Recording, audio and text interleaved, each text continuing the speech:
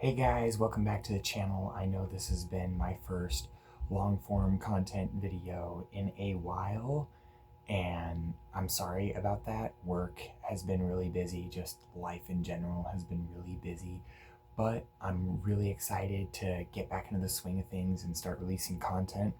So I figured I'd come back with a bang. You guys seem to like these, and I really like doing them because it involves exploring probably my favorite genre of all time, horror. This is the third in a series. I recommend you go watch the other two. You don't have to understand this one, but they are very interesting, and quite frankly, I'd like more views. So without further ado, let's get right into it. Dark fantasy. It's like regular fantasy, duh, but will usually feature more, darker themes. It usually feature like amoral or morally gray characters, unforgiving worlds, and overall just understands that things are not really as black and white as they seem. May feature like more taboo content than regular fantasy, such as SA, insanity, or an existential crisis. While dark fantasy and horror share many of the same elements, it's not really. They're not. One does not necessarily make the other.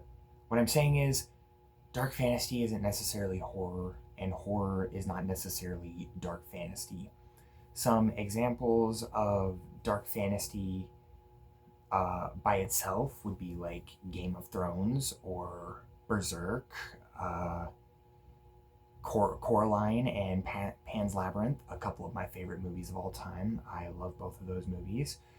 Some dark fantasy horror would be like Evil Dead, Hellraiser. I saw the first two recently. I thought they were great. And Nosferatu, the 2024 one, and The Crow.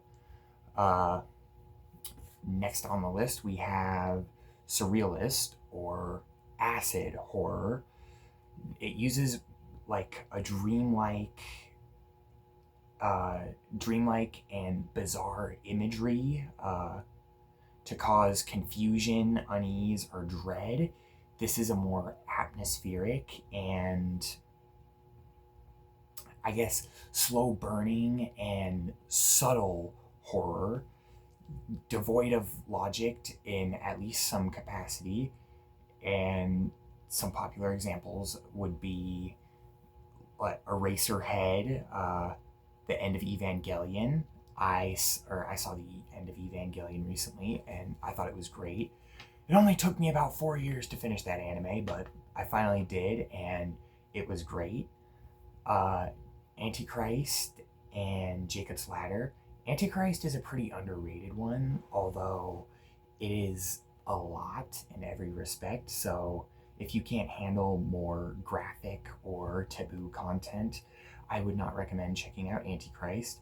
Surrealist or acid horror is also generally more psychological. Now, this next one we're going to go over actually would feature quite a few elements of surrealist horror, and that is art house horror.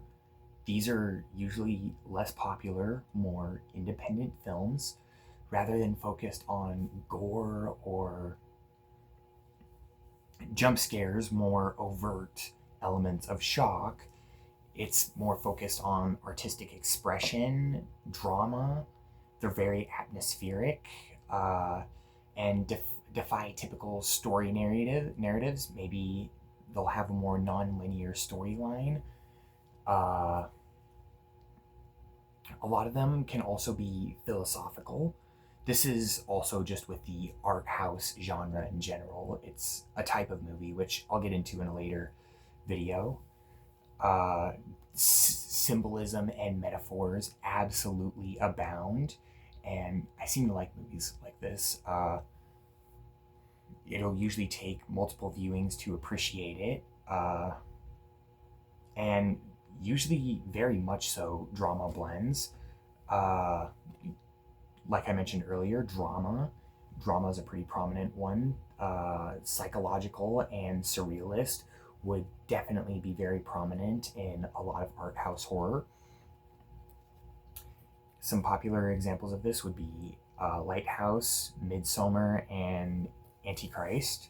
I already mentioned Antichrist earlier. This next one, you might actually be familiar with without knowing it. This is folk horror. So